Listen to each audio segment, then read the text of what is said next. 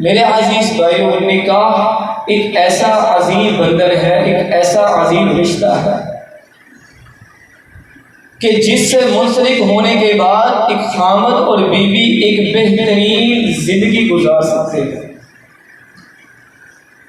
یعنی کہ ایسی عظیم زندگی جو محبت اور پیار بھری زندگی ہو، ایسی زندگی کہ جس میں ہمدردی اور الفت کے جذبات ہوتے ہیں. نکاح سے پہلے یہ دونوں ایک دوسرے کے لیے اجنبی ہوتے ہیں، لیکن جب نکاح کے بندھن میں بن جاتے ہیں تو پھر یہ ایک دوسرے کے رفیق، ایک دوسرے کے دکھ درد کے ساتھی بن جاتے ہیں. اور اگر یہ میاں اور بیوی اپنی اس ازدواجی زندگی کو اللہ اور اس کے رسول کے حکموں کے مطابق گزارے، رب تعالیٰ کی رضامندی کے مطابق گزارے، تو میرے عزیز بھائیو، اللہ تعالیٰ ایسے خامد اور بیوی کے لیے، ایسے عظیم رشتے کے لیے اللہ تعالیٰ دنیا میں سکون اور راحت کا بندوبست فرما دیتا ہے. اور قیامت کے روز بھی اللہ تعالیٰ اپنے انہی بندوں سے راضی ہو جاتا ہے. آپ دیکھیں، انسانی زندگی کی بقا کے لیے جو بہترین طریقہ جو شریعت نے ہمارے لیے رکھا وہ ہے نکاح کرنا. اور ان نکاح کے اندر اللہ تعالیٰ نے بہت سے فائدے رکھے ہیں. ان فوائد میں سے ایک فائدہ یہ ہے کہ یہ نبی کی سنت، ہر نبی کی سنت ہے. آپ دیکھیں، یہود نبی کریم صلی اللہ علیہ وسلم کے متعلق جو اعتراضات کرتے، ان اعتراضات میں سے ایک اعتراض یہ ہوتا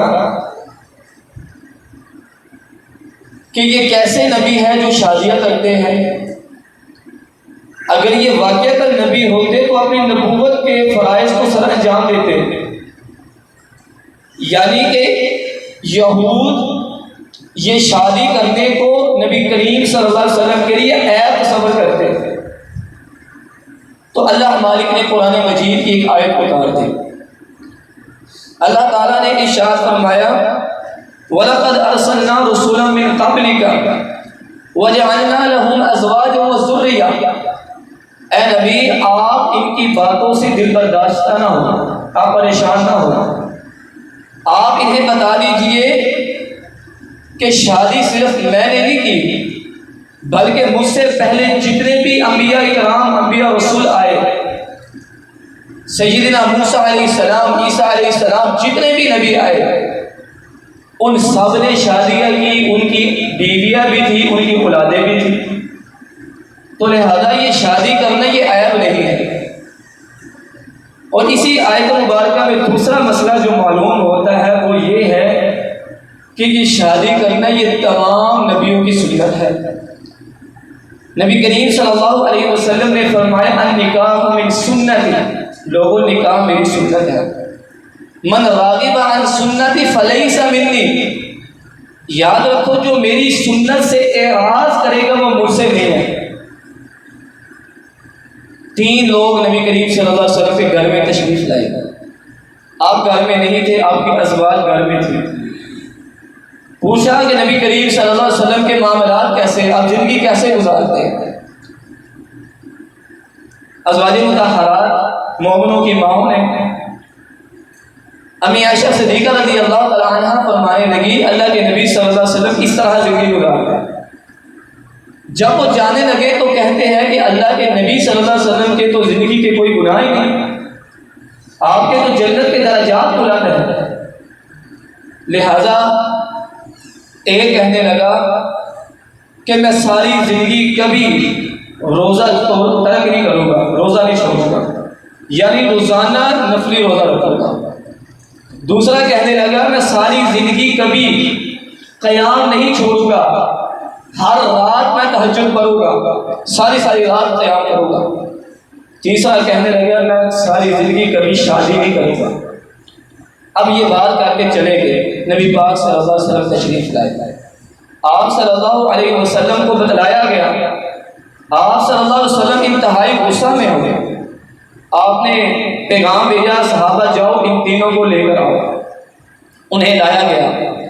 نبی پاک صلی اللہ علیہ وسلم نے فرمایا یاد رکھو میں تم میں سب سے زیادہ رب سے ڈرنے والا، سب سے زیادہ اللہ کے حکموں پر عمل کرنے والا، یاد رکھو میں روزے رکھتا بھی ہوں روزے چھوڑتا بھی ہوں، یہ فرضی روزوں کی بات نہیں، نفلی روزوں کی بات کر رہا ہوں۔ میں رات کو قیام بھی کرتا ہوں اور آرام بھی کرتا ہوں، اور میں نے شادیاں بھی کی ہیں، میرے بچے بھی ہیں۔ تو یاد رکھو جو نبی پاک صلی اللہ علیہ وسلم نے فرمایا من راغب عن سنتی فلیس منی، جو میری سنت سے اعراض کرتا ہے، جان بوجھ کر بغیر کسی عذر کے شادی نہیں کرتا، نبی پاک صلی اللہ علیہ وسلم نے ناراضگی کا اظہار فرماتے ہوئے فرمایا وہ مجھ سے نہیں ہے۔ تو سمجھ کے آئی کہ ایک فائدہ یہ ہے کہ نکاح کرنے کی صورت میں پیارے مصطفیٰ علیہ السلام کی سنت مبارکہ پر عمل ہوگا۔ صحابہ تو وہ لوگ تھے جو سنت کو سنت سمجھ کے اپنا لیتے تھے۔ آج کتنے مسلمان ایسے ہیں سنت سمجھ کے چھوڑ دیتے، یہ کون سا فرض ہے؟ آپ دیکھیں اسی طرح یہ جو رشتہ ہے نکاح کا، جو سسرالی رشتہ ہے، اس کا تذکرہ اللہ نے قرآن مجید میں فرمایا والذی خلق من الماء بشرا، اللہ تو وہ پاک ذات ہے جس نے انسان کو پانی کے نطفے سے پیدا کیا، وجعلناہ نسبا، انسان کا نسب بنایا، وصہرا، کو سسرالی رشتوں والا بنایا۔ اور اس کا دوسرا جو فائدہ قرآن مجید میں ذکر ہوا وہ یہ ہے کہ هو الذی خلقکم من نفس واحدہ، اللہ تعالیٰ قرآن مجید میں فرماتے ہیں ہم نے انسان کو ایک جان سے پیدا کیا، وجعل منها زوجها، اس سے جوڑے جوڑے بنائے، ولیسکن الیہا، تاکہ دونوں ایک دوسرے کے لیے تسکین کا باعث بنے، اطمینانیت اور سکون کا باعث بنے۔ گویا کہ یہ شادی، اس نکاح کو نبی پاک صلی اللہ علیہ وسلم نے اور قرآن مجید میں اللہ رب العالمین نے تسکین کا باعث بنایا کہ انسان کی راحت اور سکون کے لیے یہ نکاح کیا جائے۔ حتیٰ کہ نبی پاک صلی اللہ علیہ وسلم نے فرمایا نکاح کرنے کی صورت میں یہ میاں بیوی آپس میں جو ازدواجی تعلقات قائم کرتے ہیں، رب تعالیٰ اس پر اجر عطا فرماتا ہے۔ صحابہ حیران، اللہ کے نبی اس پر بھی اجر؟ نبی پاک صلی اللہ علیہ وسلم نے فرمایا ہاں کیوں نہیں، اگر ان میں سے کوئی شخص بدکاری کرے، زنا کرے، غلط طریقہ اپنائے تو کیا اس کو گناہ نہیں ہوگا؟ صحابہ نے کہا اللہ کے نبی گناہ ہوگا۔ تو فرمایا اگر یہی طریقہ، اگر یہی تعلقات، اگر میاں اور بیوی، اگر یہ دونوں نکاح کی صورت میں، نکاح کے بندھن میں بننے کے بعد آپس میں تعلقات قائم کرتے ہیں تو رب تعالیٰ انہیں اجر عطا فرماتا ہے۔ میرے عزیز بھائیوں، آپ دیکھیں شادی جس شخص کا نکاح قریب ہو تو اسے چاہیے کہ وہ نکاح کے احکام اور مسائل کو سمجھے، اس کو سیکھ لے کہ قرآن مجید میں، احادیث رسول میں شریعت ہمیں اس معاملے میں کیا رہنمائی دیتی ہے۔ آپ دیکھیں جب نکاح جن کا قریب ہوتا ہے 2 4 مہینے پہلے شاپنگ کرنا شروع کر دینا، اسی طرح ہر روز اس بازاروں میں جانا، خرید و فروخت کرنا، ان چیزوں کو تو دیکھا جاتا ہے، لیکن اس کے جو بنیادی احکامات ہیں، جو مسائل ہیں، شریعت نے جس کو ہمیں بتلا دیا اس چیز سے ہم بالکل ناآشنا ہے۔ نبی پاک صلی اللہ علیہ وسلم نے فرمایا جب نکاح ہو جائے تو جب میاں اور بیوی آپس میں تعلقات قائم کرنے لگے تو انہیں چاہیے کہ اس دعا کو پڑھ لے، بسم اللہ اللہم جنبنا الشیطان جنب الشیطان ما رزقتنا، اللہ کے نام کے ساتھ اے اللہ ہم دونوں کو بھی شیطان سے محفوظ رکھنا، اور جو تو ہمیں اولاد دے اس اولاد کو بھی شیطان کے شر سے محفوظ رکھنا۔ نبی پاک صلی اللہ علیہ وسلم نے فرمایا جو تعلقات قائم کرنے سے پہلے اس دعا کو پڑھ لیتا ہے اللہ تعالیٰ ان دونوں کو اور ان کی اولاد کو شیطان کے شر سے محفوظ رکھتا ہے۔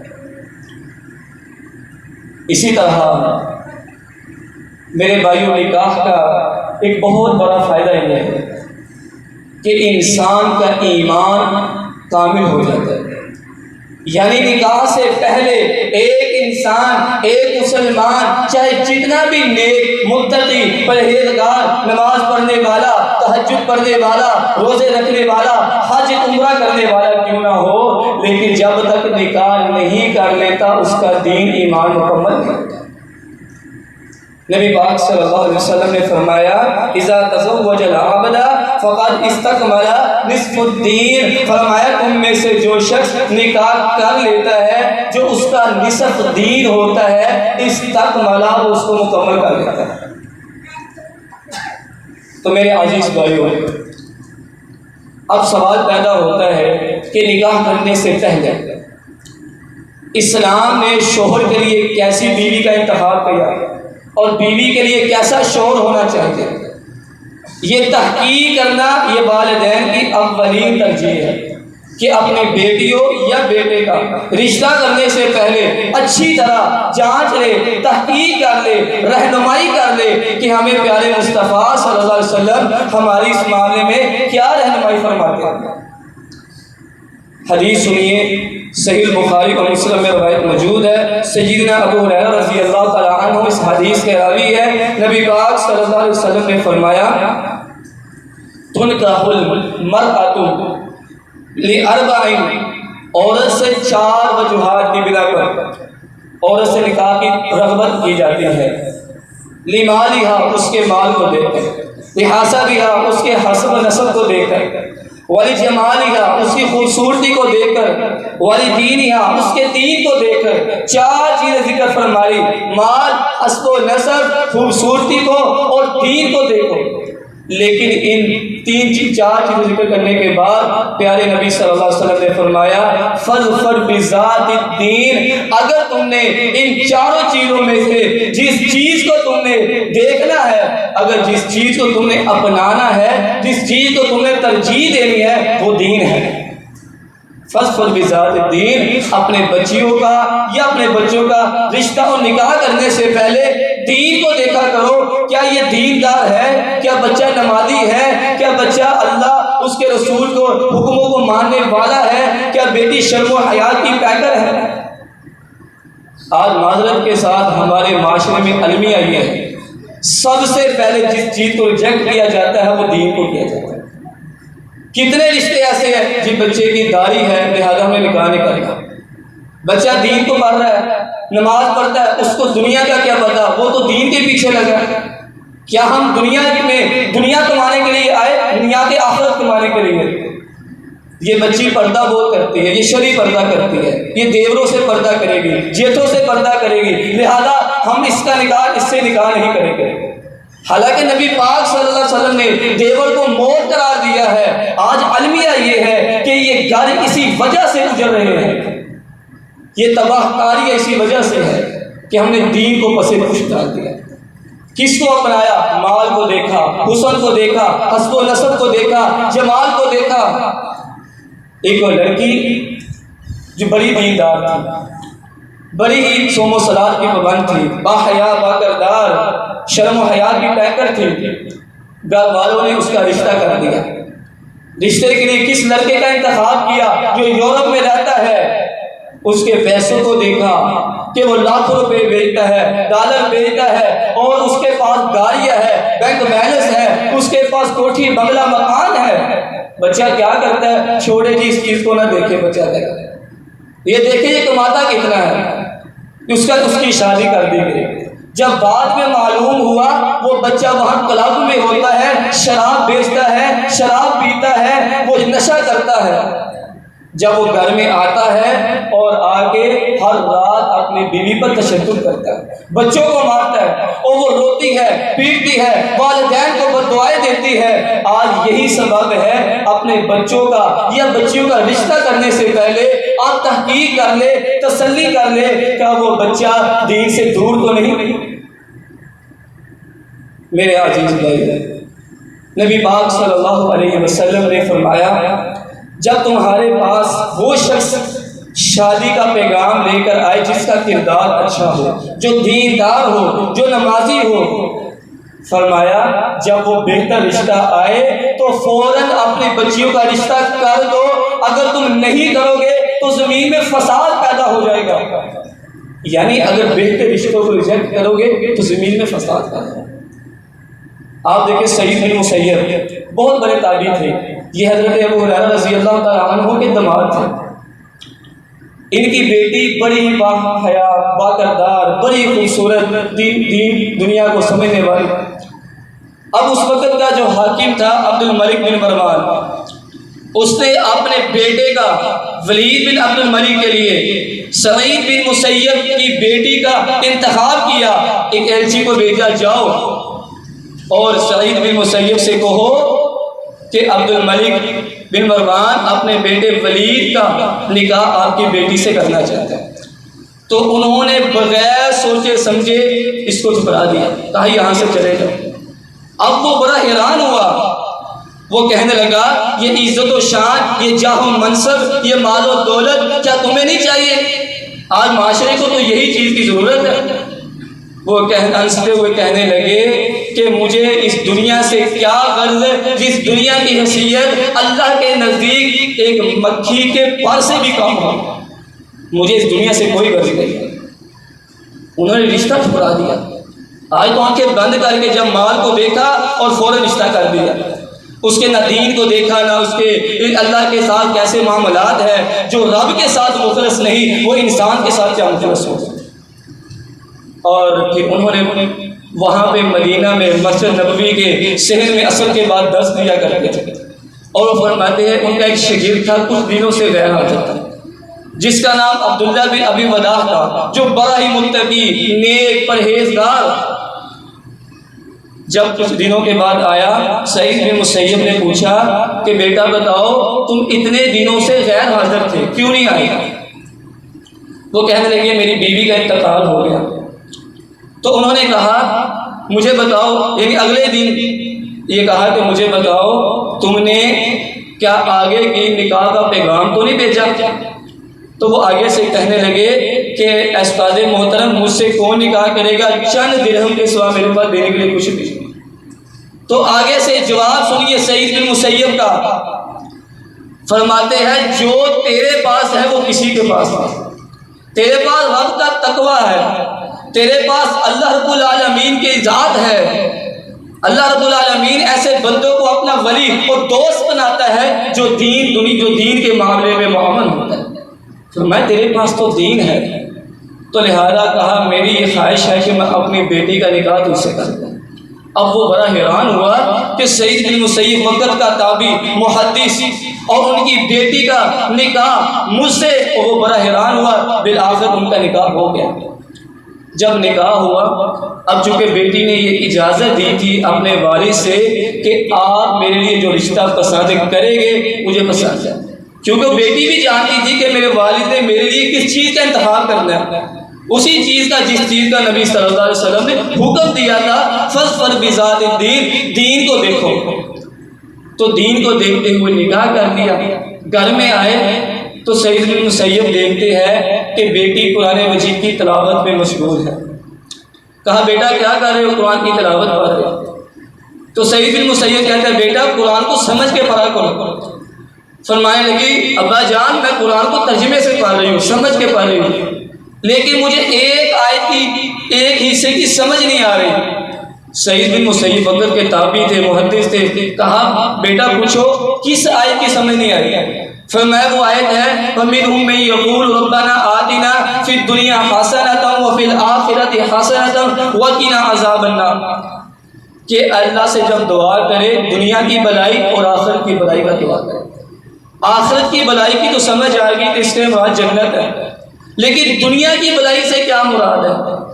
تو آگے سے مسکراتے ہوئے کہنے لگے دنیا کی بلائی سے مراد یہ ہے کہ ایک خامد کے لیے اس کی بہترین یعنی بیوی نیک و صالح بیوی کا مل جانا، ایک بیوی کے لیے نیک و صالح خامد کا مل جانا.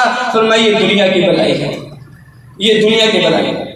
کیونکہ نبی پاک صلی اللہ علیہ وسلم نے فرمایا الدنیا کلھا متاع، دنیا ساری کی ساری فائدہ اٹھانے کی چیز ہے. وخیر متاع الدنیا، دنیا کا بہترین متاع، بہترین فائدہ المرأۃ الصالحہ، نیک بیوی ہے. تو میرے عزیز بھائیوں آخر میں یہ بات یاد رکھیں، نبی پاک صلی اللہ علیہ وسلم نے ہمیں ایک مرتبہ آپ گزر رہے تھے، آپ نوجوانوں کی جماعت کے پاس سے گزرے، آپ صلی اللہ علیہ وسلم نے انہیں نصیحت فرمائی یا معاشر الشباب، اے نوجوانوں کی جماعت، من استطاع منکم الباءۃ، تم میں سے جو شخص نکاح کی طاقت رکھے فلیتزوج، اسے چاہیے کہ وہ نکاح کرے، فإنه أغض للبصر، کیونکہ نکاح یہ نگاہوں کو جھکانے والی چیز ہے، وأحسن للفرج، اور شرمگاہ کی حفاظت کرنے والی چیز ہے، اس سے شرمگاہ کی حفاظت ہوگی، نظریں جھک جائے گی۔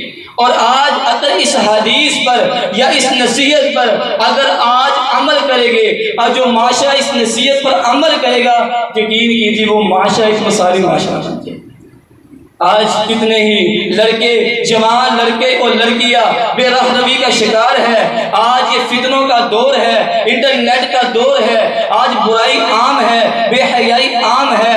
آج جوان جب جوانی کے دلیل پر قدم رکھتا ہے اور وہ بے حیائی کی طرف جاتا ہے، تو میرے بھائیوں اس بے حیائی کی روک تھام کے لیے ضروری ہے کہ والدین کو اپنی ذمہ داری اپنائی کریں۔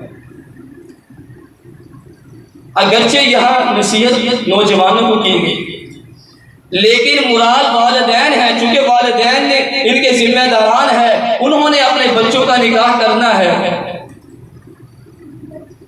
میرے عزیز بھائیوں، آپ دیکھیں عموماً شاید اس ٹاپک پر بات نہیں کی جاتی، لیکن یقین کیجئے آج اس چیز کی ضرورت ہے۔ انسان اپنے فطرت کو نہیں بدل سکتا، نہ فطرت کو بدلا جا سکتا ہے۔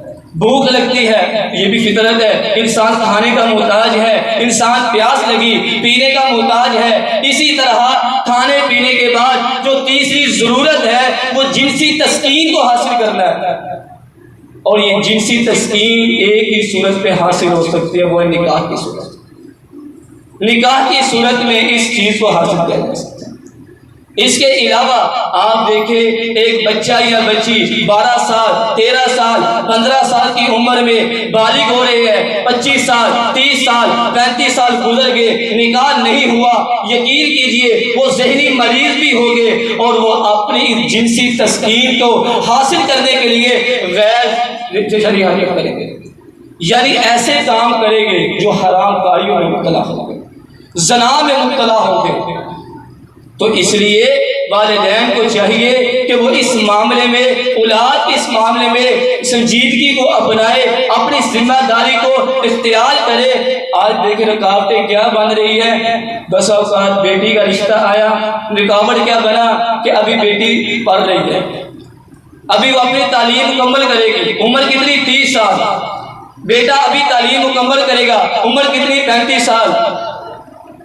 رکاوٹیں کیا بن رہی ہے، رشتہ آیا، یہ ہماری کاسٹ کا نہیں ہے، یہ ہماری برادری کا نہیں ہے، ہم اپنے سٹیٹس کو سامنے لے آتے ہیں، حالانکہ نبی پاک صلی اللہ علیہ وسلم نے فرمایا یہ زمانہ جاہلیت کے کاموں میں سے کام ہے، اور میں جاہلیت کی تہوار کو اپنے پاؤں کے نیچے رونگتے ہوئے آ گیا، لہذا یہ کہنا کہ یہ برادری سے ہٹ کر نکاح نہ کیا جائے، میرے بھائیو ایسے نہ کوئی قرآن میں کوئی بات نہ حدیث میں کوئی بات۔ بچہ ابھی جائے گا، باہر کے ملک جائے گا، وہاں کمائے گا، اپنے پاؤں پہ کھڑا ہوگا، کچھ کمائے گا، گھر کو بنائے گا، پھر ہم اس کی شادی کریں گے۔ یقین مانیے نبی پاک صلی اللہ علیہ وسلم نے فرمایا، آپ علیہ الصلوۃ والسلام نے من ادرک لہ فقد بلغ النکاح، فرمایا جب اولاد جوان ہو جائے تو ان کے نکاح میں تاخیر نہ کرو۔ اگر تاخیر کرو گے تو کیا ہوگا، اگر وہ جہاں بے حیائی اور بدکاری میں مبتلا ہوگے، جہاں آپ کی اولادوں کو گناہ میں مبتلا ہوگے، جہاں ان کو گناہ ملے گا وہاں والدین کو بھی گناہ ہوگا، وہ بھی اس گناہ کے برابر کے شریک ہوں گے۔ سعودی عرب کے ایک شیخ صاحب تھے، وہ واقعہ بتاتے ہیں کہ ایک بچی، اس کی عمر تقریباً 40 سال سے اوپر گزر گئی، یعنی اس کا نکاح نہیں کیا والدین نے، حتیٰ کہ وہ شدید بیمار ہو گئی، اتنی بیمار ہوئی کہ وہ مرنے کے قریب ہوئی، اپنے والدین کو پاس بلایا، کہا میں ایک بات کہوں گی، آپ نے آمین کہنا ہے۔ باپ نے پوچھا بیٹا بتاؤ کیا بات ہے؟ وہ آنکھوں سے آنسو بہاتے ہوئے کہتی ہے ابا جان بات یہ ہے کہ جس طرح آپ دونوں نے ساری زندگی مجھے نکاح سے محروم رکھا ہے، میں اللہ سے یہ دعا کرتی ہوں رب تعالیٰ آپ کو جنت سے محروم کر دے۔ تو یہ بد دعائیں ہیں نا، ان چیزوں سے ہمیں چاہیے کہ اس معاملے میں سنجیدگی اختیار کرے۔ ہمارا کام صرف اس پیغام کو بتلا دینا ہے، آگے عمل کرنا یا نہ کرنا یہ والدین موجود ہے، مائیں موجود ہے، سب سمجھدار ہے، اس معاملے میں سنجیدگی کو اپنائے۔ نبی پاک صلی اللہ علیہ وسلم نے حضرت علی رضی اللہ تعالیٰ عنہ کو 3 باتوں کی نصیحت فرمائی۔ ایک فرمایا علی 3 باتوں میں تاخیر نہ کرو رضی اللہ تعالیٰ عنہ۔ ایک، جب نماز کا وقت ہو تو اس میں تاخیر نہ کرو، فوراً نماز پڑھو۔ دوسرا، جب جنازہ تیار ہو جائے اس میں تاخیر نہ کرو، فوراً جنازہ پڑھو۔ اور تیسرا فرمایا جب رشتہ آ جائے اور رشتہ اچھا ہو، نیک ہو، تو فوراً رشتہ کر دو، اس میں تاخیر نہ کرو۔ تو یہ نصیحت کون فرما رہے؟ اللہ کے نبی صلی اللہ علیہ وسلم۔ اگرچہ یہ حضرت علی رضی اللہ تعالیٰ عنہ کو نصیحت دی جائے، یہ نصیحت ہم سب کے لیے ہے۔ تو اللہ تعالیٰ سے دعا ہے اللہ تعالیٰ ہمیں ان باتوں کو سمجھ کر عمل کی توفیق عطا فرمائے۔ وما علینا